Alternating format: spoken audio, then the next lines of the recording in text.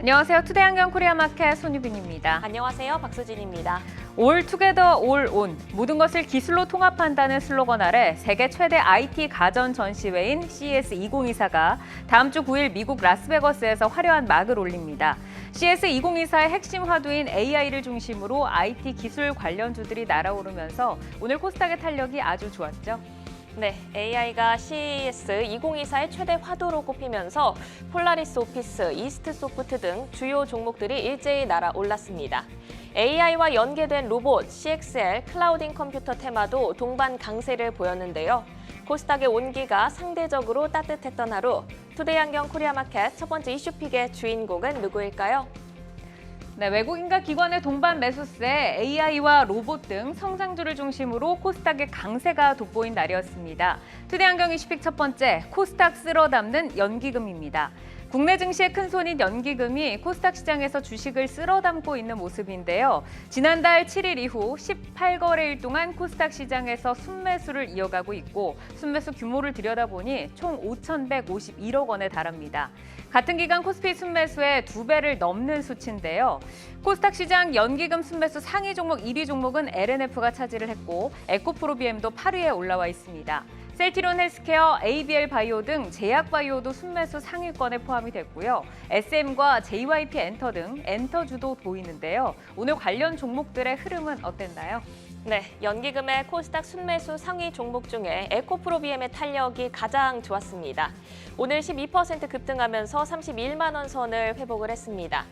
어제 강한 시세를 보였던 LNF는 약보합으로 마감한 가운데 고영, SM, JYP 엔터 그리고 HLB 등도 상승세로 마감을 지었습니다. 연기금 이슈에 이은 투데이안경 이슈픽 두 번째 주제는요. 투데이안경 이슈픽 두 번째, 테슬라 압도한 퀀텀스케이프, 전고체 배터리주 들썩입니다. 미국 퀀텀스케이프의 전고체 배터리 시제품이 폭스바겐 배터리 자회사 파워코로부터 합격점을 받았다는 소식이 들려오면서 지난밤에 퀀텀스케이프의 주가가 그야말로 급등을 보였습니다. 최신 테스트를 통과한 전고체 배터리가 주행거리 손실 없이 50만 킬로미터의 주행이 가능하다고 밝혔는데요. 전고체 배터리 조기 상용화 기대감에 국내 관련주들도 들썩인 하루였죠.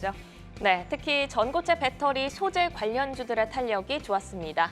한농화성을 필두로 레이크 머티리얼즈 그리고 레몬 등이 일제히 오름세로 마감을 지었는데요. 상용화를 향해 한 걸음 더 성큼 다가선 전고체 배터리, 종목별 기술 경쟁력 꼼꼼히 확인하시면서 성장 스토리 따라가 보셔야겠습니다. 네, 투데이안경 이슈픽 종목, 연기금 코스닥 매수 종목, 전고체 배터리 가운데서 뜨거운 관심 모으고 있는 에코프로비엠과 고영, 한농화성, 레이크 머티리얼즈입니다. 종목들의 최적화된 매매 타이밍을 포착해보는 매도의 기술, 지금부터 시작합니다.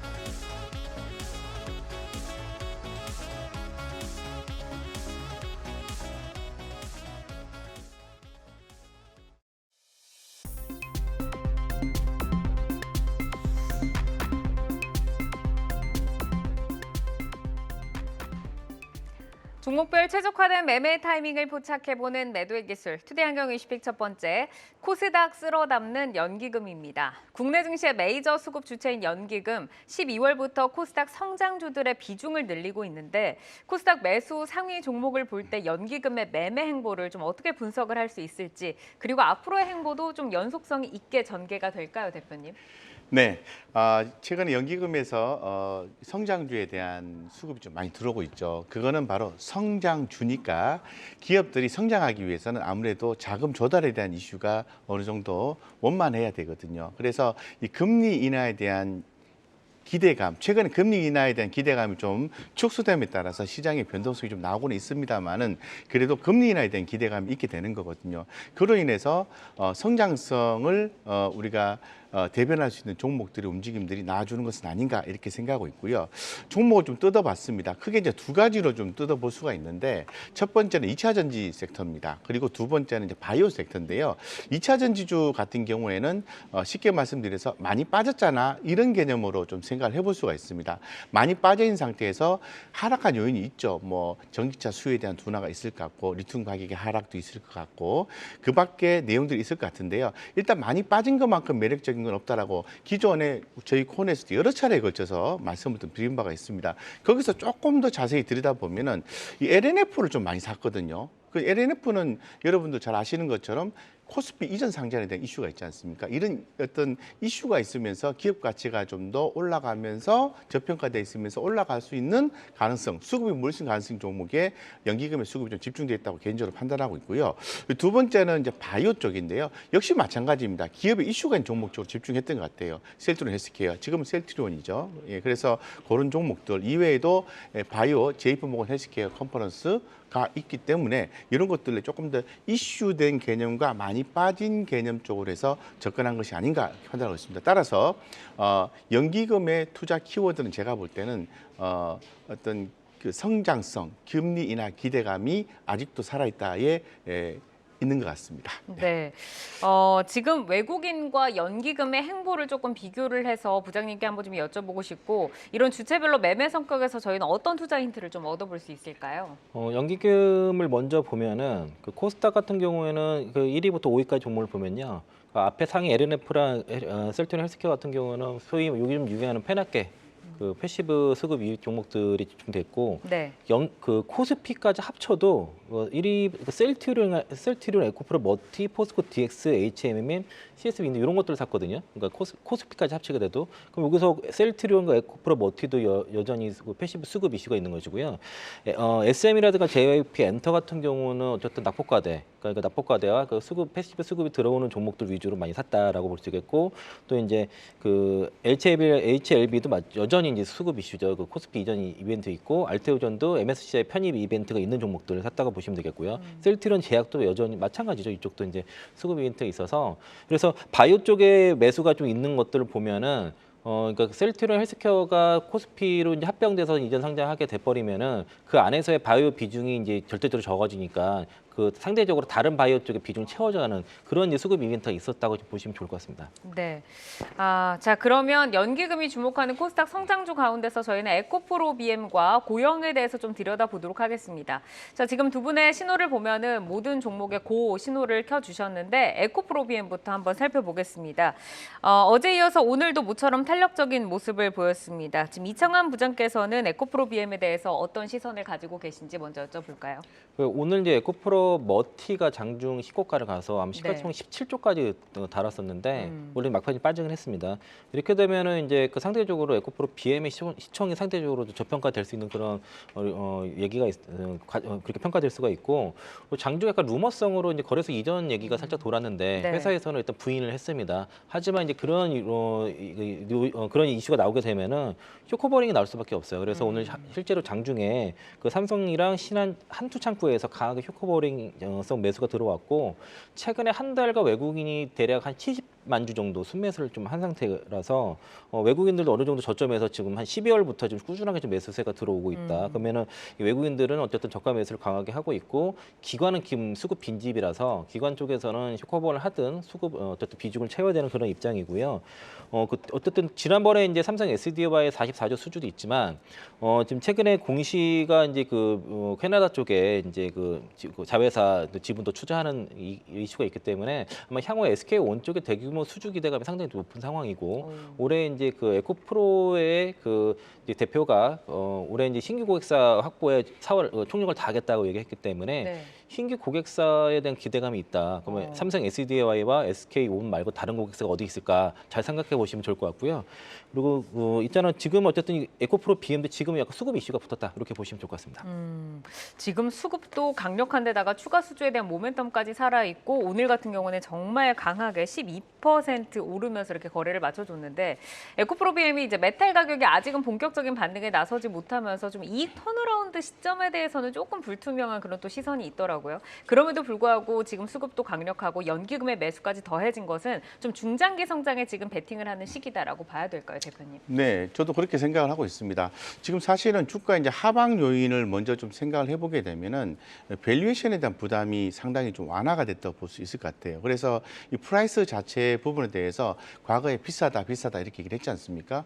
이미 그때가 바닥이라는 거죠. 그래서 비싸다 하면서 주가 급락이 나왔고 바닥이 나왔을 때 저희 콘에서 여러 차례 걸쳐서 에코프로라든가 에코프로 BM에 대해서 사도 되나요? 가져가도 되나요? 이렇게 이제 계속 질문했었는데 계속 고라고 얘기를 했었죠. 그래서 지금은 밸류에이션 부담감을 고려했을 때는 뭐 부담감이 상당히 좀 감소가 됐다고 볼 수 있을 것 같고 지금 수익성 측면은 아무래도 메탈 가격 형성에 좀 있다고 봅니다. 이 부분에 대해서는 뭐 하향 안정화라든가 재고 자산의 부담 완화로 인해서 좀 개선이 될 것이다라는 게 주요 지배적인 견해입니다. 그렇기 때문에 충분히 긍정적으로 보셔도 좋을 것 같고요. 뭐 중장기 캐파 확장 계획이라든가 뭐 차세대 제품 개발 이런 것들을 전반적으로 고려했을 때 상당히 좀 긍정적으로 볼 필요가 있을 것 같고 무엇보다 좀 주목할 수 있는 것은 이 그룹사를 통한 밸류체인의 수직 계열화입니다. 뭐 잘 아시는 것처럼 전구체, 리튬, 리사이클 이런 부분들이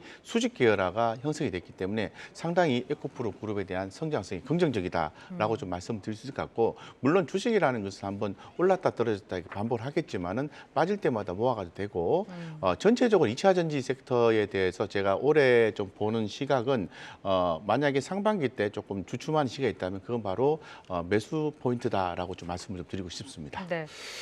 오늘 이제 에코프로 머티 MSCI 편입 유력 소식이 좀 들려왔고 코스닥 시총 상위주의 다수 종목이 이제 코스피 이전이 지금 예정이 되어 있는데 에코프로 BM 지금도 수급이 조금 강력하게 좀 영향을 받고 있잖아요. 네. 앞으로의 수급에는 이런 부분들이 또 어떤 영향을 미치게 될까요? 에코프로 머티는 안 될 가능성이 좀 있다고 이렇게 보시면 좋을 것 같고요. 포스코 DX라든가 LNF 그리고 셀트리온 헬스케어가 어쨌든 코스피 이전 상장 또는 합병으로 인한 이전을 했기 때문에 그만큼 이제 다른 그 에코프로 BM과 에코프로의 코스닥 비중이 높아져서 그만큼 비중이 더 올라갈 수밖에 없고 물론 이제 바이오 쪽 종목들이 좀 더 비중을 더 채워 넣어야 되겠지만은 코스닥 그 상위 1, 2 종목들도 현재보다 외국인과 연기금이 현재 가지고 있는 것보다 비중을 더 채워야 된다라고 보시면 될 것 같고요. 그리고 이제 그 공매도가 지금 어쨌든 6월까지는 공적으로 금지가 된 상태인데 쇼커버링이 들어오게 되면은 네. 그 종목을 다시 공매도를 칠 수는 없습니다. 예를 들면은 이제 뭐 그 ETF 해지용이라든가 코스닥 150 선물이라든가 뭐 주식 선물로는 매도를 할 수 있어도 네. 다시 공매도를 못 치기 때문에 동일한 종목에 대해서는 일단 쇼커버링 들어오면 그게 쇼커버가 다시 쇼커버를 불러가는 그런 움직임이 될 수 있다고 볼 수 있겠고요. 네. 회사에서 일단 부인을 했습니다. 일단 코스피 이전 상장에 대한 내용은 부인을 했지만 언제든 그게 재료가 될 수 있고 그 재료는 공매도 입장에서 굉장히 부담되는 재료일 수밖에 그렇죠. 없다. 그러니까 루머만 돌아도 주가가 올라갈 수 있는 그런 재료이기 때문에 이거는 근데 저는 개인적으로 다만 단기적으로는 좀 어렵다고 보고 있고 거래소 눈치를 좀 봐야 되고 그런 상황이라서 그래서 이제 그런 건 좀 당장 기대하지 않으시는 게 좋을 것 같고요. 네. 다만 이제 패시브 자금 이렇게 들어오게 되면은 여기 앞에서 장사 없다라고 볼 수 있겠습니다. 어쨌든 이제 공매도를 지금 압박하는 그런 심리적인 재료로 작용을 하고 있다. 자, 에코프로 BM이 지난해 7월 고점 대비해서는 40% 이상 지금 하락을 해 있는 위치인데 11월 저점 대비해서는 또 60% 가까이 상승을 한 상황이거든요. 지금 뭐 수익이라던가 손실이라던가 일단은 조금 바닥을 지났다라고 생각을 하고 홀딩을 해도 좋을까요, 부장님? 네, 뭐 여전히 말씀 같은 의견이고요. 그리고 그 에코프로 BM이 지난번에 이제 북미 지역의 양극화 물질 그 공장 신설을 위한 자금 출자를 그 1,177억 했는데 기억하시겠지만 유럽 쪽에 그 자회사에 출자할 때 삼성 SDI 그 수주가 터졌거든요. 그렇게 되면은 SK온 향의 그 대규모 수주 기대감이 여전히 있다라고 볼 수 있겠고요. 전 개인적으로 한 예상 한 3, 4월 정도면 나오지 않을까라고 예상해 보고 있고 네. 그리고 그 2027년 기준으로 71만 톤이 이제 캐파 기준인데 이게 다 하이니켈 양극재만 들어가고 회사에서 삼성에서 지금 개발하고 있는 뭐 LFP라든가 뭐 하이만간 그리고 막 코발트 프리 이런 것들은 다 들어가지 않는 거기 때문에 아마 이거보다 캡은 더 올라갈 겁니다. 근데 이거 71만 톤만 계산해도 아마 이게 온전히 매출 다 이어지는 해는 아마 2028년도가 될 건데 여기에 대한 뭐 양극재 가격 그냥 그 1만 톤당 5천억 잡고 영업이익률 한 10% 가정해도 뭐 35조 5천억의 영업이익, 뭐 3조 5천억은 이게 밸류가 반영되지 않은 것이고 네. 또 이동 회장이 그 2026년도 그러니까 어느 정도 회사의 캐파가 완성될 쯤에는 영업이익률 목표 15%까지 얘기를 했거든요. 그러니까 이제 10% 정도는 충분히 달성할 수 있다 장기적으로. 그래서 그 장기적으로 성장을 보고 가시는 게 좋을 것 같고요. 그리고 오늘 전고체 배터리 종목들이 많이 움직였는데 이게 에코프로 BM이 전고체에서도 대장입니다. 이게 실제적으로 그 2022년도에 황화물계 전고체 배터리에 사용되는 고체 전해질 개발을 착수를 했고 네. 오늘 그 이수지 스페셜티 케미칼이 많이 움직였는데 지난해부터 그 이수지 스페셜티 케미칼이 이제 황화 리튬을 에코프로 BM에 공급을 하고 있고 에코프로 BM이 이걸 다시 황화물 고체 전해질로 만들어서 삼성 SDI 쪽에다가 그 공급하는 그런 구조라서 네. 삼성 SDI가 전고체 배터리를 2027년까지 개발하는 걸 목표로 하기 때문에 전고체 배터리가 만약에 실제 상용화 된다 하면은 이것 수에도 가장 큰 거는 에코프로 BM이다라고 볼 수 있겠습니다. 결국에는 가지고 있어야 된다. 네. 자, 그러면 이어서 이제 고영으로 좀 넘어가 보도록 하겠습니다. 자, 반도체 검사 장비 수요 증가 소식에 지난해 12월부터 가파르게 상승을 하고 있고요. 지금 52주 신고가 부근에 거의 다가섰는데 2.3%의 상승 지켜내면서 거래를 마쳤습니다. 자, 곽영훈 대표께 먼저 들어볼까요? 네, 이제 반도체 관련된 종목에 대해서는 2024년도 이제 주도주로 계속 얘기를 하고 있는데요. 사실 좀 뭐 전체적으로 좀 많이 오르긴 했습니다. 많이 오르긴 했지만은 빠질 만한 이유는 없다라고 좀 개인적으로 판단하고 있고 그 이유는 아무래도 고용에 대해서는 어드밴스 패키징 쪽에서 검사 장비의 어떤 수요 증가에 따라서 성장할 수밖에 없는 거다. 좀 쉽게 좀 말씀을 드리면 이런 그 어드밴스 패키징 활성화에 따라서 온 디바이스 AI라든가 HBM도 다양한 대상물에 대한 검사 수요 확대 이 부분이 포인트거든요. 검사 수요가 확대가 된다는 것은 장비가 필요한 거죠. 그래서 지금 뭐 WFP 검사 솔루션 마스터 W 시리즈를 지난해 하반기에 글로벌 반도체 고객사 양산 라인 투입함에 따라서 향후에 온 디바이스 AI가 본격화되면서 당연히 검사 수요 확대에 따른 수혜가 당연히 기대가 될 수밖에 없습니다. 그렇기 때문에 이 고영의 주가는 이유 있는 상승이고 추가적인 상승도 변동성은 있겠지만은 더 있지 않을까 개인적으로 이렇게 좀 판단을 좀 하고 있습니다. 네.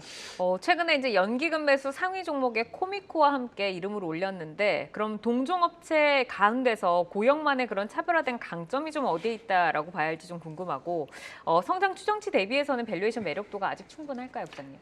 그 고영이 그 온디바이스 AI가 막 이슈화 되기 전에 이미 그걸 먼저 움직였습니다. 올해 가장 먼저 움직였던 게 고영이고요. 네. 12월 11일 날 이제 급등 나올 때 그때 사실 온디바이스 AI로 먼저 움직인 게 이건데 그때는 시장이 잘 알려지지 않았는데 차후에 알려졌던 것이고 그 어드밴스 패키지 활성화로 인해서 그 온디바이스 AI랑 그 코어스 그리고 HBM 등의 필요한 검사 장비를 동사가 하고 있는데 여기에 대한 수요가 이제 나올 것 같고요. 뭐 TSMC 쪽에서도 수요가 있으니까 국내 이제 그 반도체 기업뿐만 아니라 TSMC도에 대한 수혜도 될 것이고 일단 동사의 그 WLP 그 웨이퍼 레벨 패키지 공장 검사 솔루션에 대한 수요가 앞으로 크기 때문에 이쪽에 대한 강점이 있다고 보시면 되겠고요. 코미코는 주로 이제 그 세정이나 코팅 장비 쪽이고 그리고 이번에 이제 미코 세라믹스 인수를 통해서 증착도 하는데 두 기업 다 지금 밸류가 다른 반도체에 비해서 이렇게 비싸다고 보기는 좀 어렵습니다. 이유가 원래 좀 많이 밸류를 받던 기업들이에요. 네. 그래서 이제 지금 그 장비 중에서도 나름의 이제 영업이익률이 두 자릿수가 되는 기업들이고 한 16% 정도는 되는 기업들이라서 그래서 원래 좀 밸류를 많이 받던 기업들인데 지금 주가가 뭐 싸다고 보기는 어렵지만 그래도 비싸다고 보기에는 아직은 밸류에이션이 좀 남아 있다라고 볼 수 있겠습니다. 지금 이제 온디바이스 AI, HBM 검사 장비로 가장 먼저 움직였던 종목이다라고 좀 말씀을 주신 만큼 고영이 지금 신고가 부근에 다가선 상황입니다. 그러면은 최근 뭐 한 달 동안에 뭐 보유하신 분들은 대다수 지금 수익권으로 돌아서셨을 그런 상황인데 그럼 이렇게 좀 단기적으로 좀 올라줬잖아요. 한 번은 수익 실현을 가고 좀 보유를 해야 되는 구간인지 어떤 좀 전략을 짜봐야 될까요, 대표님? 네, 그럼 뭐 개인마다 좀 투자 성향에 맞추어서 투자를 해볼 필요가 있을 것 같습니다. 최근에 이제 시장이 좀 변동성이 좀 커지고 있지 않습니까? 예, 그래서 그런 변동성을 좀 감안해 본다면은 시장이 좋지 않을 때는 조금 발을 빼고 있거나 투자한 종목 비중을 좀 낮추어서 투자하는 게 맞죠. 그래서 시장 리스크를 조금 더 중요하게 생각하시는 분입병이라고 하면은 비중을 줄인 상태에서 추후에 시장이 안정화됐을 때 비중을 다시 확대하는 전략이 저는 개인적으로 맞다라고 보고 있고요. 네. 시장보다는 종목에 대한 접근으로 진행을 하신다고 하면은 저는 이 전고점을 돌파하는 그런 그 시기에 있거든요. 그래서 만약에 이제 종고점을 뚫고 고용이 이제 올라가게 된다면은 사실 뚜껑이 열리는 거지 않습니까? 그러면은 매물백이 없다라는 거거든요. 그럼 주가는 계속해서 갈 수 있다는 겁니다. 그래서 아까 뭐 내용적인 면에서 긍정적으로 해석을 해드렸기 때문에 저는 종목에 집중하시는 분은 이제 가격 전략이 좀 필요하게 된다고 말씀드리죠. 그래서 제가 제시할 수 있는 가격 전략은 뭐냐면은 18,000원과 15,000원을 기준해서 판단해 보시면 좋을 것 같습니다. 18,000원을 강하게 거래량을 수반하면서 돌파하게 되면은 네. 강한 시세를 예상하시면 되고요. 지금 뭐 15,000원과 18,000원 사이에서 박스권 형성하면은 시장 상황을 보시고 추가 매수 관점으로 접근하시는 게 맞고 15,000원 밑으로 하향 돌파를 하게 되면은 비중을 좀 확실히 좀 줄였다가 다시 한 번 더 진입하는 그러한 유연한 투자 전략이 좋겠다 이렇게 말씀을 드리고 싶습니다. 네, 오늘의 종가가 17,700원인데 18,000원을 어떻게 뚫는가, 강한 수급을 동반해서 강하게 뚫어준다고 하면 2차적인 시세가 나올 수 있다는 점 좀 참고를 해보시기를 바라겠습니다. 자, 이어서 전고체 배터리 관련주로 넘어가겠습니다. 미국의 퀀텀스케이프의 전고체 배터리가 최신 테스트를 통과를 하면서 주행거리 손실이 없이 50만 킬로미터의 주행이 가능하다라고 밝혔는데 지난밤에 퀀텀스케이프가 장중에 50% 이상 급등이 나왔고 막판에도 45% 정도 지키면서 거래를 마쳤거든요. 이게 이제 오늘 전고체 배터리 관련주들에게 훈풍이 좀 불어줬습니다. 자, 지금 퀀텀스케이프의 전고체 배터리 개발 속도 그리고 국내 업계 전고체 배터리 개발 현황에 대해서 어떻게 조금 부장님은 보고 계시는지 한번 좀 여쭤볼까요? 그러니까 간밤에 나온 뉴스가 그 폭스바겐 자회사가 파워코어 협력해서 그 A 샘플 테스트 통과했다 요거였고요. 그 주행거리 50만 킬로는 그 의미를 두시지 않으시 좋은 게 그 배터리의 주행거리라는 게 그 배터리만 가지고서 주행거리를 측정하는 게 아니라 어떤 차량인지 거기에 그 차체 무게라든가 여러 뭐 BMS 뭐가 들어 여러 가지 그 차량 환경에 따라서 좌우되는 거기 때문에 네. 배터리만 가지고 주행거리는 하는 의미가 없다고 볼 수 있겠고 뭐 1000회 이상 충전해도 배터리 용량이 95% 이상 유지됐다. 뭐 이거는 뭐 이제 전고체 배터리의 특성이라 볼 수 있겠고요. 삼성 SDI에서 아까 제가 2027년까지 이제 그 전고체 배터리 개발 중에 있다라고 좀 말씀을 드렸고 엔솔은 일단은 전고체보다는 이제 반고체에 먼저 집중을 하고 그리고 이제 원래는 2027년까지 그 전고체 배터리 양산을 하려고 했다가 2026년도로 앞당겨서 지금 설정을 한 상태고요. 그리고 이제 전고체 배터리를 이제 2026년도 양산을 하고 2030년도에 그 황화물계 전고체 배터리 양산하겠다는 계획이 엔솔은 가지고 있는 상태고 SK온도 28년에 그 전고체 배터리 개발 상용화 목표로 해서 개발 중에 있다라고 볼 수 있겠고요. 어제 이제 나온 뉴스가 이제 현대기아차도 뭐 2030년에까지 이제 주요 그 모델 탑재용 그 전고체 배터리 개발 중에 있다라고 해서 배터리 3사와 현대기아차 쪽에서도 지금 전고체 배터리 개발하고 있다라고 볼 수 있겠습니다. 지금 전고체 배터리가 아직은 뭐 개발 뭐 이런 테스트 단계잖아요. 그래서 이슈가 있을 때마다 관련주들이 기대감에 움직이고 있기는 한데 투자자들이 지금부터 모아가는 게 맞는지 아니면 좀 확실하게 시장에서 좀 소식이 정확해질 때까지는 단기적인 트레이딩 전략으로 접근을 해야 될지 대표님은 좀 어떤 뷰로 보세요? 예, 저는 그 전고체 배터리 부분은 지금 모아가야 된다고 생각하고 있습니다. 관련된 종목들이 좀 많이 좀 빠졌다가 올라오고 있잖아요. 그래서 저는 그 뭐 종목 중에서는 작년에 그 인적 분할한 그 이수화학 있지 않습니까? 그래서 이수 스페셜티 케미컬 이런 종목들이 주가도 좀 많이 빠져 있거든요. 빠져 있는데 그런 것들이 올라오는 것들 확인을 좀 해보시면 좋을 것 같고 오늘 변동성이 컸습니다만 이런 것들은 어떤 기업의 이제 그 지배구조 이제 그 인적 분할을 통해서 지배구조 개편을 하면서 지배력을 높이는 과정에서 주가가 많이 빠져있기 때문에 저는 이렇게 좀 이슈가 있는 종목, 많이 눌리는 종목을 당연히 모아가야 된다 이렇게 좀 말씀을 좀 드리고 싶어요. 이거 이외에도 전고체 배터리에 대한 중요성은 삼성 SDI 를 비롯해서 많이 강조가 되고 있지 않습니까? 주목을 아니할 이유는 없게 되는 거죠. 그래서 다소간의 어떤 변동성이 있긴 합니다만은 네. 충분히 모아가셔도 전혀 무리 없을 것 같다 이렇게 말씀드리고 싶습니다. 네, 오늘 한농 한농화성 그리고 레이크 머티리얼즈에 대해서 두 분의 또 깊은 또 의견을 한번 여쭤보도록 하겠습니다. 지금 여기에선 다 고사인이 나오지 않았는데 한농화성에서 이청환 부장께서 지금 스탑 사인을 주셨고요. 나머지는 다 고사인 들어왔습니다. 한농화성부터 한번 볼까요? 3거래일 만에 반등에 나서면서 오늘 전고체 배터리 관련주 가운데서는 장중 탄력이 가장 좋았습니다. 20% 정도를 기록을 했다가 윗꼬리를 좀 많이 달면서 6%에 그치면서 거래를 마쳤는데 부장님께서 스탑 주신 이유는 어떤 이유일까요? 이런 식으로 윗꼬리가 잘 달리는 종목이라서 힘이 이게 약했다. 사실 이제 힘이 아예 약한 종목은 아니고요. 이게 상한가가 이제 11월 30일에 한 번 나왔습니다. 네. 그 이후에 추가 급등 나올 때마다 급등 나오고서 쫙 윗꼬리가 달리는 게 지금 오늘까지 한 4번 정도 또 발생을 해서 잘못 따라 들어가면은 그날 하루 만에 뭐 10% 20% 그냥 물릴 수 있는 그러네요. 위치이기 때문에 네. 매수를 조심하자는 의미고요.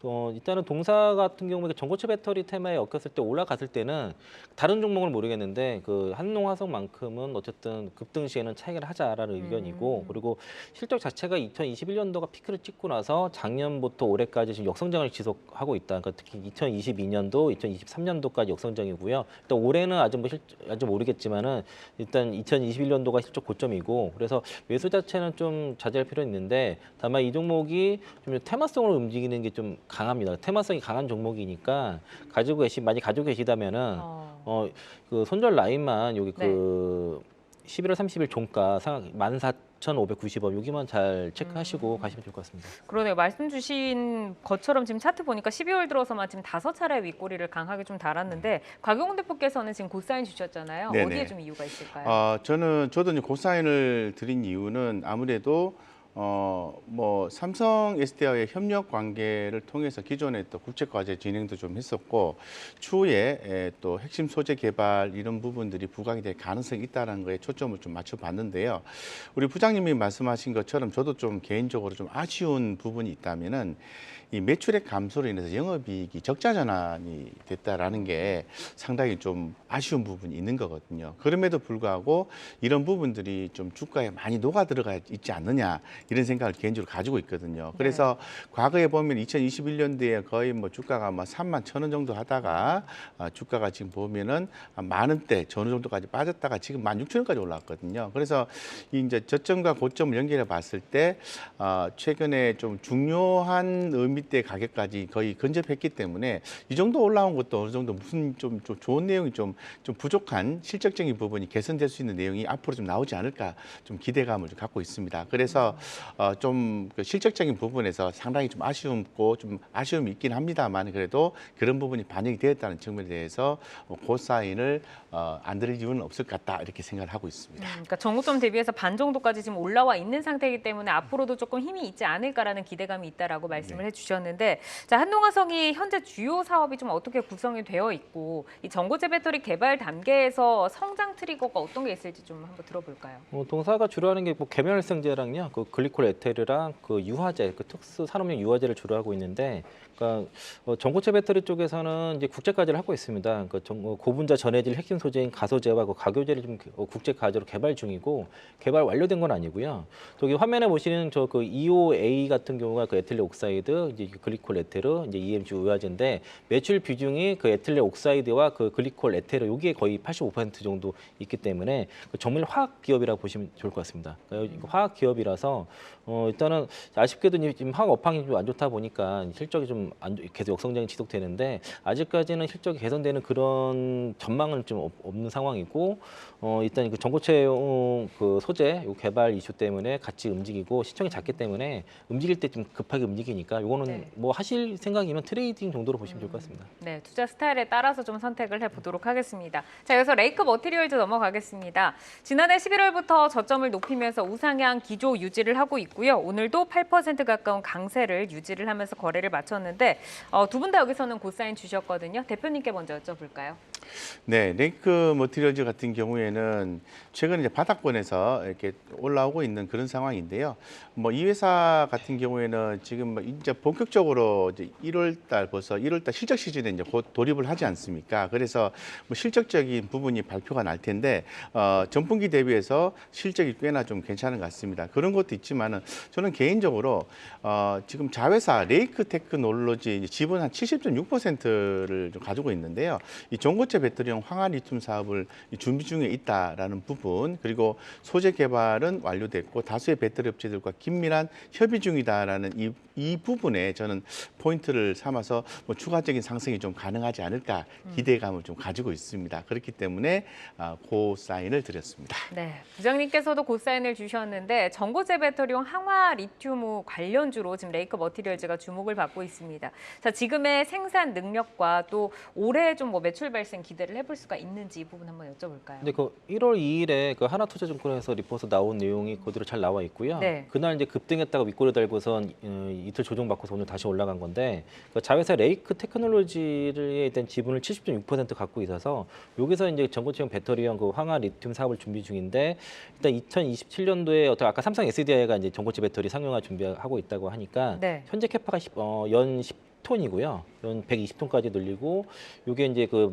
예상 매출이 단가가 지금 한 매출이 한 1,400억까지 연매출 가능한 걸로 그렇게 좀 나와 있어서 지금 황화 리튬이 굉장히 좀 비싸다고 보시면 좋을 것 같습니다. 지금 120톤 가지고 연매출 1,400억을 낼 수 있으니까 이게 엄청나게 비싸서 이게 상용화되기까지는 이 가격을 충분히 낮추지 않으면 쉽지는 않을 텐데 어쨌든 이게 동사의 어떤 모멘텀이 될 것 같고요.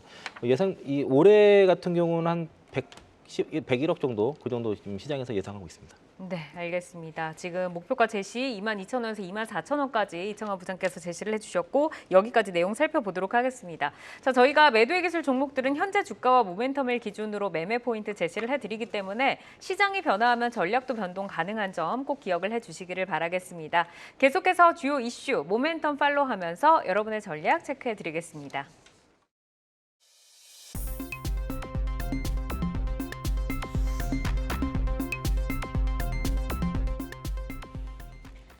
장 마감 후 4시부터 6시까지 진행되는 시간외 투자리그, 시간외 거래 동향 만나보는 이 시각 시간외 단일가입니다. 정규장 마감 후 오후 4시부터 6시까지 10분 단위로 시간외 단일가 거래가 이뤄지는데요. 시간외 주요 종목 등락률 실시간으로 생생하게 전달해 드리겠습니다. 그럼 이 시각 시간외 단일가 코스피 상승률 상위부터 살펴보겠습니다. 먼저 3거래 연속 상승세를 가져가고 있는 플레이그램, 시간에서도 7% 빨간불 켜면서 강세 이어지고 있습니다. 뒤를 이어서 한성기업도 5% 강세 이어지고 있고요. 경인양행 그리고 키다리 스튜디오도 각각 2% 강세로 출발하고 있습니다. 오늘 1% 빨간불로 마감한 대원화성도 에너지 이어가면서 3% 탄력적인 흐름 보여주고 있네요. 계속해서 코스닥 상승률 상위로 넘어가 볼까요? 네, 코스닥에서는 시티랩스가 9% 강세로 출발을 하고 있습니다. 또 모델솔루션도 6.9%의 빨간불 켜고 있는데요. 마이크로소프트의 파트너로 GPT 스토어 출시 소식에 오늘 5% 강세로 마감을 했는데 시간에서 기세 이어지면서 7% 가깝게 상승을 주고 있습니다. 또 최대 주주 변경을 수반하는 계약 체결 소식 속에 프리엠스도 강세를 보이고 있는데요. 6.5% 상승하고 있네요. 이번에는 코스피 하락률 상위 보겠습니다. 네, 코스피에서는 유유제약 우선주들이 8%, 5% 하락세를 보이고 있고요. 하나투자증권 우선주도 1.7% 약세를 보이면서 9,130원 지나가고 있습니다. 또 유유제약 역시 2.4% 하락하면서 5,620원 선 지나가고 있네요. 마지막으로 코스닥 하락률 상위도 살펴볼까요? 네, 코스닥에서는 리노스가 5% 넘게 하락하고 있습니다. 일주일 전이죠. 폴라리스 오피스 그룹에 인수된다는 소식이 전해진 바가 있습니다. 오늘 폴라리스 오피스의 상한가에 힘입어서 18% 동반 강세를 보였지만 시간에서 차익 실현 매물 쏟아지는 모습입니다. 5% 넘게 하락하면서 1,100원 선 지나가고 있고요. 또 국내 대기업의 물류 로봇 개발 공급업체로 선정됐다는 소식 전하면서 21% 급등한 T-로보틱스 역시 2.5% 약세 흐름 가져가고 있습니다. 이렇게 이 시각 시간외 단일가 살펴봤는데요. 시간외 단일가 매매는 오후 6시까지 10분 단위로 매매가 체결됩니다. 모멘텀과 거래량 등 꼼꼼히 살펴보시고 시간외에서도 성투 전략 세워가시길 바랍니다. 시간외 단일가 거래 동향, 잠시 후 시간외 단일가 특징주를 통해서도 확인하실 수 있습니다.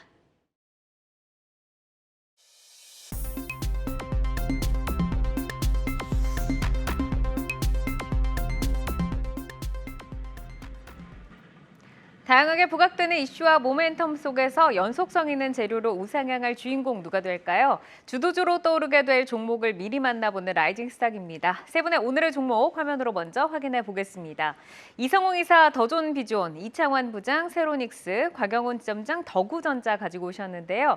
자, 이성웅 이사 라이징 스탁 더존 비존부터 보도록 하겠습니다. 라이징 포인트 만나볼까요? 더존 비존의 라이징 포인트는 매출 채권 팩토링 사업의 승인이라는 점입니다. 매출 채권 팩토링 사업이라고 하셨는데 이 분야가 저는 좀 처음 들어보는 분야거든요. 어떤 쪽으로 성장 동력이 발휘가 되는 건가요? 기업이 이 수주라든지 기타 공급에 대한 부분을 따내게 됐을 때 이 매출에 대한 부분 인식이 납품하기 이전에는 나타나지는 않습니다. 그랬을 때 이 부분에 대한 매출 채권 같은 경우를 통해서 대출을 받을 수 있는 구조고요. 그렇다 보니까 여기에 대해서 실제 승인이 나거나 하는 기업들 같은 경우가 이 사업을 영위가 가능합니다. 그렇다 보니까 원래 본업 같은 경우는 전사적 자원관리 부분, ERP와 관련된 공공기관, 그다음에 사기업, 여기에 대해서 소프트웨어와 관련된 구독, 매출, 이 발생이 본 사업의 구조인데 여기에 더해져서 그 매출채권 팩토링이라는 신사업 같은 경우가 더해졌을 때 이제 실적 증대, 가시화 그 부분에 초점을 맞췄고요. 연간으로 봤을 때 우리가 한 600억 정도의 영업이익이 작년 기준으로는 예상이 되어 왔습니다. 이 부분은 본업과 관련해서 현재 나오는 전사적 자원관리 시스템 이 부분에 대해서만 감안된 수치고요. 실제 600억 이상의 영업이익이 발생을 할 것으로 보입니다. 올해 같은 경우는 지금 매출채권 팩토링과 관련된 사업의 승인이 났기 때문에 기본적으로 한 50억 정도 아주 보수적으로 잡아도 영업이익이 추가될 것으로 보이고요. 현재 시가총액 같은 경우는 1조 아래에서 거래가 되고 있습니다. 한 9,300억 정도로 거래가 되고 있는데 한 650억이란 영업이익 체력을 대입을 해봤을 때 그리고 글로벌 유사 업체 같은 경우는 주가 수익 비율이 30배에서 35배 정도 거래가 되고 있습니다. 그 부분에 대해서 할인을 대입을 하더라도 시가총액 1조 2천억 원까지는 기본적으로 상승이 가능하다는 점을 열어두도록 하겠습니다. 네, 그러면 더존 비존 지금 진입을 해서 어느 정도의 목표 주가를 좀 노려볼까요? 차트를 통해서 살펴보면 이렇게 대량 거래가 발생하고 나서 전체적인 측면에서 약간은 거래량이 부족했어요. 그랬을 때는 좀 가격적인 조정이 한 차례 나오고 주가 같은 경우는 상승하는 경향이 있습니다. 그 부분을 감안해서 종가 이하로 한 매수가는 3만 원 정도를 제시를 해드리고요. 네. 시가총액 목표가를 대입을 했을 때 1차적으로는 3만 5천 원이라는 목표가가 도출이 됩니다. 손절가는 2만 8,500원인데 과거의 차트 패턴을 봐요. 3월에 이제 매출채권 팩토링과 관련된 사업의 진행이 나타났을 때 주가는 기대감으로 한 5만 3,800원까지 상승을 했습니다. 네. 이제 매출을 보여준다라고 하면은 추가적으로 한 단계 더 주가는 레벨업 될 수 있기에 1차 목표가 이후에 또 업데이트를 드리도록 하겠습니다. 네, 23년 3월에 이제 굉장히 좀 급등을 했다가 그 이후로는 많이 쉬었는데 1차적으로 목표가 주셨고 그 이후 업데이트도 이제 제시를 해 주시기를 바라겠습니다. 자, 이어서 이창환 부장의 라이징 스탁 세로닉스 보겠습니다. 라이징 포인트 만나볼까요? 그 LNF의 그 모기업이고요. LNF 지분 14.31% 가지고 있고 LNF 지분 가치 비교해도 시가총액 지금 4천억 정도니까 상당히 저평가라 볼 수 있겠고요. 그리고 이제 소위 요즘 유행하는 페나게 베팅이 가능하다라고 말씀드리겠습니다. LNF가 최근에 또 다른 탄력의 모습을 보여주고 있는데 세로닉스도 함께 좀 날아가 볼 수 있을까요? 네, 그 LNF가 지금 코스피 이전 상장 이슈가 좀 있는 상황이고요. 이제 동사가 이제 LNF 지분을 14.31% 보유하고 있는데 LNF 지분 14.32%를 지금 LNF의 시가총액에다 계산을 하게 되면은 지분 가치가 1조가 좀 넘는 상황인데 오늘 종가 기준으로 그 세로닉스의 그 시가총액이 4,100억 정도 됩니다. 요게 지주사 할인이 50%를 적용한다 하더라도 최소 지분 가치가 5천억 이상이 되니까 그러니까 그 가치만으로도 시가총액이 좀 다소 저평가됐다고 볼 수 있겠고 그리고 LNF 자체도 2025년도 그 33만 톤 캐파 목표를 하고 있고 2026년도에 40만 톤, 2027년도에 44만 톤인데 현재 시가총액이 한 7조 한 4천억 정도 되니까 여기에 비해서 다른 양극재 기업에 비해서도 시가총액이 좀 낮다는 그런 봤을 때는 에코프로비엠 2027년도에 70만 톤, 포스코퓨처엠 이제 같은 2027년도 54만 톤 비교해도 시가총액 LNF 자체가 낮고 그 자체 그 가져온 지분 가치만도 이제 세로닉스가 이제 저평가됐다라고 봐서 가져왔고요. 그리고 요즘 시장의 최근 유행이 개별 종목에 대한 그 투자 스킴이 이 페나케 컨셉이 상당히 유리하다고 볼 수 있겠고요. 이게 이거 LNF 코스피 이전 상장의 모멘텀을 가지고 있기 때문에 LNF를 하든 세로닉스를 하든 둘 다 뭘 하든 상관없는데 시가총액은 작은 세로닉스가 좀 더 가벼울 거다가 보고 있어서 말씀드린 거고, 지난 10월 달에 코스피 이전 상장에 대한 예비 심사 청구를 LNF가 했는데 아마 이번 달 안에 결과가 나올 것으로 보입니다. 그래서 목표가는 제가 5만 원 정도 이렇게 보고는 있지만은 목표가 상관없이 이벤트를 이용한 이벤트 드리븐을 하시면 좋을 것 같고요. 네. 코스피 이전 상장 전일 하루 이틀 전에 매도하시면 됩니다. 그래서 지금 알겠습니다. 가격에 너무 장중 급등만 하지 않으면 적당히 사셔서 저기 매물대 5만 원까지 보시더라도 이 목표가에 보시지 말고 날짜 기준으로 네네. 이전 상장 바로 전날 바로 또는 전전날 혹은 전전날. 그 정도 매도하시면 됩니다. LNF도 좋고 세로닉스도 좋은데 네, 둘다 똑같습니다, 조금 더 전략은. 탄력이 좋을 것 같은 세로닉스를 지금 이제 알려주셨고 이 목표가는 좀 의미가 없다. 일정적으로 대응을 하자라고 좀 정리를 해주셨습니다. 자, 그래서 곽영훈 대표의 라이징 스탁 보겠습니다. 더구전자인데요. 라이징 포인트 만나볼까요? 네, 올해 2024년도에 주목을 받을 만한 업종이나 섹터가 상당히 많죠. 그 중에서 작년에 좀 상반기 핫했습니다만은 하반기에 접어들면서 좀 약한 섹터가 있습니다. XR 쪽입니다. XR, VR 뭐 이런 건데요. XR 기기가 올해 좀 주목을 좀 많이 받지 않을까 싶습니다. 그 이유는 애플의 이제 비전 프로가 곧 공식적으로 출시가 된다라는 거고요. 뭐 가격도 450만 원 정도니까 꽤나 고가인 것 같습니다. 수요가 어떻게 될지 봐야 될 것 같고요. 두 번째 제가 주목하는 것은 이제 삼성전자가 구글, 퀄컴과 개발하는 XR 기기는 올해 하반기에 이제 출시 예정으로 되어 있습니다. 그렇기 때문에 이런 투자 아이디어를 가지고 봤을 때 우리가 주목할 만한 것은 딱 두 가지입니다. 하나는 XR 기기 직접적으로 관련된 종목을 봐야 되고요. 두 번째는 그 메타버스 관련된 종목들 봐야 되겠죠. 메타버스 관련된 종목들 보면은 뭐 KT, 진지버스 뭐 이런 걸 봐야 되겠지. 관련된 종목들을 봐야 되겠죠. 그래서 이런 측면에서 아이디어를 좀 가져와서 XR 기기 종목들 중에서 이 해당 종목을 좀 보자 이렇게 말씀을 드리겠습니다. 그러면은 더구전자의 목표가는 어느 정도까지 보고 계세요? 네, 지금 현재 1,900원 정도 하는데요. 더구전자 목표가는 지금 13,000원 정도 이렇게 좀 생각하고 있고, 제가 중요하게 생각하는 것은 13,000원까지 간다는 것은 추세적으로 들어갈 수도 있다는 거거든요. 그래서 하방을 좀 제한하시는 게 항상 좋은 것 같습니다. 9,500원 정도 제한하시면은 저는 뭐 상승 추세를 보시고 꾸준히 좀 대응하면은 좋을 것 같다라는 생각을 좀 가지고 있습니다. 네, 알겠습니다. 목표가 13,000원 제시를 해주셨습니다. 자, 오늘의 라이징 스탁 이성웅 이사 더존비즈온, 이창환 부장 세로닉스, 곽영훈 대표 더구전자 만나봤는데요. 함께해 주신 이창환 하이투자증권 강북 WM센터 부장, 곽영훈 주식투자연구소 대표 여기서 인사드리겠습니다. 고맙습니다.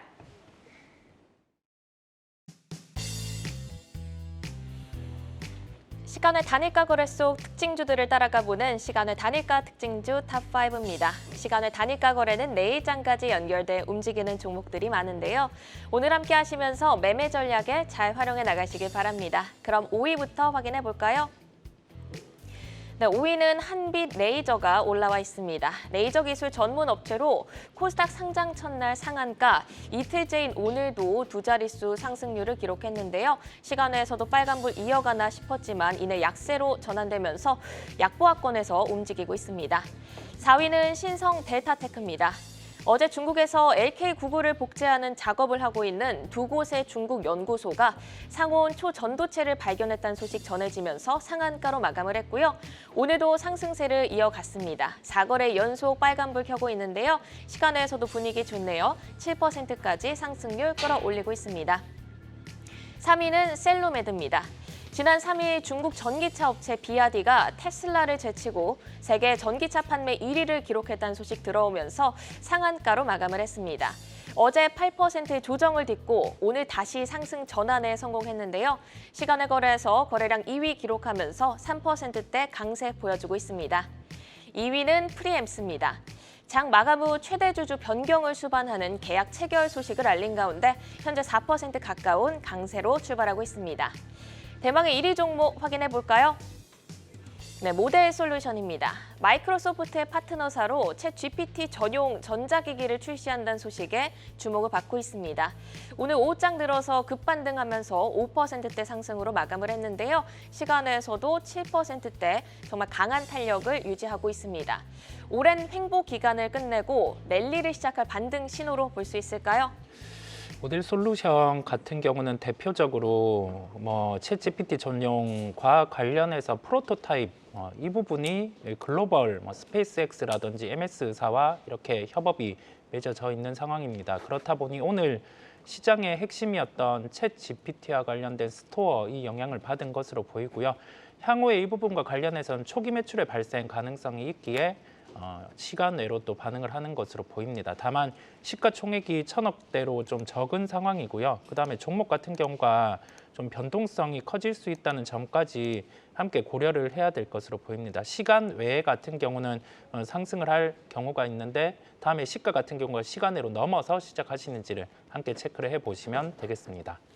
네, 챗 GPT 스토어 모멘텀으로 오늘 강세를 보였는데요. 초기에 매출 발생 가능성이 있고 하지만 시총이 적고 변동성이 커질 수 있다는 점까지 체크를 해주셨습니다. 이어서 특징주 3위 셀루메드도 보겠습니다. 중국 전기차 업체인 비아디의 모멘텀이 부각되고 있습니다. 장중 변동성이 심했지만 4%대 상승 마감했고요. 시간에서도 3%대 강세 흐름 이어지고 있습니다. 모멘텀의 확장성 그리고 대응 전략 어떻게 가져가는 게 좋을까요? 기존의 본업 같은 경우 외에 새롭게 이제 신사업을 개진하는 기업이고요. 이 부분에 대한 구체적인 부분은 비아디와 함께 전기 이륜차, 그다음에 교체형 배터리 팩 제품 개발 및 공급 계약 같은 경우를 체결을 했습니다. 그렇다 보니 이제 이 계약과 관련된 매출이 어떤 식으로 발생하는지 여부를 체크를 해봐야 됩니다. 다만 우리가 기업들을 볼 때 본업 같은 경우에 기본적인 매출이 발생하는 구조를 가지고 있고 신사업 같은 경우가 더해졌을 때 주가가 강할 수 있음을 기억하실 필요가 있고요. 해당 기업 또한 시가총액이 1,000억대입니다. 그렇다 보니까 본업 같은 경우가 뒷받침되지 않으면 주가의 상승 좀 제한적일 수 있어요. 이 부분을 염두에 두시면 되겠습니다. 네, 이어서 오늘장 특징주로 AI 챗봇주 살펴볼까요? 오픈 AI가 GPT 스토어를 선보일 것으로 전해진 가운데 CES 2024 그리고 삼성전자의 AI 스마트폰 출시 등도 함께 모멘텀으로 부각되면서 오늘 강한 시세를 형성했습니다. 지난해와 같은 연초 흥행 재현해 볼 수 있을까요? 그러니까 시장의 개화 단계에서는 관련된 종목들이 보통 한 2배 정도 시세가 나고 여기에 대해서 노이즈가 발생을 했을 때는 주가가 제자리에 왔다가 본격적으로 시장에 대해서 성장이 확인되고는 그 가장 핵심주 같은 경우가 주가가 강한 경우가 있습니다. 보통 5배, 10배 이렇게 주가가 오르는 경우가 있는데 GPT와 관련된 스토어는 시장 안에서 수요 같은 경우가 어느 쪽으로 집중이 되는지를 확인할 수 있다는 점과 함께 구독에 대한 서비스가 증가될 수 있다는 요인, 하나의 기대감으로 우리나라 소프트웨어 관련주들이 강한 모습이었어요. 가장 강한 쪽 같은 경우는 가상휴먼 이런 부분과 관련된 레퍼런스가 있는 기업들의 주가들이 강했고 그다음에 기존의 글로벌 기업 또는 우리나라 대기업과 협업이 있는 기업들의 주가가 강했습니다. 이 부분과 관련해서는 지금 하드웨어 쪽에 시장은 개화가 된 상황이고 소프트웨어 기업 같은 경우는 초기 시장의 침투가 이루어질 때 같은 경우는 기업이 이렇게 좀 대기업 협업이 있고 매출이 발생 가능한 기업들 위주로 주가가 오른다는 점을 기억하실 필요가 있고요. 레퍼런스가 있는 기업들 같은 경우는 기존에 공공, 그다음에 기업에 대한 수주 기반이 이루어져 있는 기업들이 주가가 강했어요. 그렇다 보니까 여기에 대한 부분은 시세가 단기로 그치는 게 아니라 연속성이 있다는 점을 말씀을 드리고 이러한 부분 한 30%에서 50% 상승은 나올 수 있다는 점을 말씀을 드립니다. 네, AI 챗봇주 중에 혹시 탑픽 종목 있으실까요? 네, 탑픽 같은 경우는 우리나라 기업 안에서 삼성과 협업이 있는 솔트룩스 같은 경우를 집중해 보실 필요가 있겠고요. 이스트소프트 같은 경우는 해외 기업과 협업이 있기에 이스트소프트, 솔트룩스 두 기업을 탑픽으로 제시를 해드리겠습니다. 네, 이스트소프트와 솔트룩스를 탑픽 종목으로 주셨는데 두 종목 모두 오늘 좋은 시세를 연출을 했죠. 이어서 밀리의 서재 보겠습니다. 웹소설 시장에 진출한다는 소식에 오늘 급등세로 마감을 했는데요. 다음 주까지 에너지가 이어질 수 있을지 또 모멘텀의 연속성 어떻게 판단하실까요? 우리가 플랫폼 사업 기반을 갖추고 있는 기업들 같은 경우는 보통 비용이 더 많이 들어가는 구조다 보니까 매출이 발생을 하는데 영업이익 같은 경우는 율로는 낮은 경향이 있습니다. 그럼에도 불구하고 시장 안에서 플랫폼의 구독자 수 같은 경우를 밸류에이션을 대입을 해서 시가총액을 도출하는 경향이 있는데 밀리의 서재 주가는 이 구독자 수를 감안을 했을 때 좀 주가가 과하게 하락한 측면은 있어요. 여기에 더해져서 신사업 같은 경우가 웹소설 시장에 진출을 한다는 점입니다. 조금 약한 측면은 있는데 실제 이 시장에 침투가 돼서 좀 성과를 낸 기업이 적다 보니 우선은 본업에 더해져서 신사업이 주가에 반응을 한 것으로 보입니다. 이 플랫폼 같은 경우가 추진이 되고 구독자가 느는 부분을 확인하고 주가 같은 경우는 레벨업이 될 수 있을 것으로 보이고요. 향후에 웹소설 이외에 뭐 영상화와 함께 좀 레퍼런스가 연결된다라고 하면은 주가에 대한 밸류에이션은 긍정적으로 달라질 수 있다는 점을 기억하시면 되겠습니다. 네, 오늘은 코스닥 시장에만 외국인과 기관의 수급이 집중되면서 오늘 양시장의 온도가 사뭇 달랐는데요. 다음 주는 어떤 전략이 유효할까요? 우선 거래소 같은 경우는 금융투자 주체 같은 경우가 작년 말에 유입되었던 배당 차익 매수가 자동적으로 차익 매도로 출회되고 있는 경향이 있습니다. 이 부분은 외국인의 선물 매도와 더해져서 함께 시스템적으로 나오는데 한 2조 정도의 금액이 아직 남아있는 상황이다 보니까 이 부분이 최종적으로 해소되면 시장의 방향성을 찾을 것으로 보이고요. 가깝게는 중요한 건 오늘 미국의 고용지표입니다. 고용지표 데이터 같은 경우가 시장 예상 대비해서 좀 과한 수치가 나온다고 하면은 다시금 10년물 국채 금리의 반응이 부정적으로 나타날 수 있어요. 그렇다 보니까 고용지표의 확인, 그와 함께 다음 주에 또 금융투자 매도 출회 같은 경우가 마무리되는 국면을 감안해서 거래소는 접근을 하시는 게 낫다라는 말씀을 드립니다. 네, 이렇게 오늘 시간의 특징주와 오늘장 특징주까지 살펴봤습니다. 함께해 주신 이성훈 글로원 파트너스 이사는 여기서 인사드립니다. 고맙습니다.